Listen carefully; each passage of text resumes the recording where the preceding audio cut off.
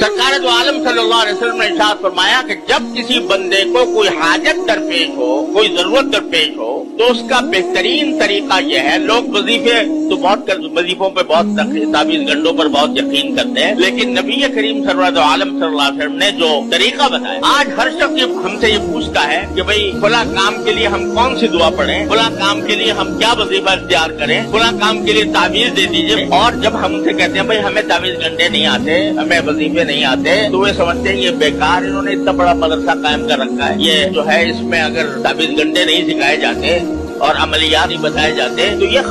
کارخانہ بیکار کام کر رکھا ہے ان لوگوں نے، ان کو یہ پتہ ہی نہیں کہ یہاں کیا ہوتا ہے اور کیا پڑھایا جاتا ہے، لیکن لوگ اس پر فریفتہ ہیں۔ لیکن جو چیز رسول کریم سرور دو عالم صلی اللہ علیہ وسلم نے خود بتائی کہ جب تمہیں کوئی حاجت درپیش ہو، کوئی ضرورت پیش آئے، تو پھر کھڑے ہو جاؤ اللہ کے دربار میں، تنہائی 2 رکعتیں پڑھو جس کو صلاۃ الحاجہ ہے، اور 2 رکعتیں پڑھ کر کہو لا الہ الا اللہ الحلیم الکریم، لا الہ الا اللہ رب العرش العظیم۔ اس کے بعد ایک اور دعا بھی ہے، اللہم انی اسألک موجبات رحمتک وعزائم مغفرتک ومنجیات امرک وسلامت من کل اثم غنیمت من کل بر والفوز بالجنہ والنجاۃ من النار۔ یہ اپنی جگہ، چلو وہ نہ اگر یاد نہیں ہے تو نہ صحیح، لیکن لا الہ الا اللہ الحلیم الکریم، لا الہ الا اللہ رب العرش العظیم، یہ کہہ کر اپنی حاجت اپنے پروردگار کی بارگاہ میں پیش کر، یہ طریقہ خود رسول کریم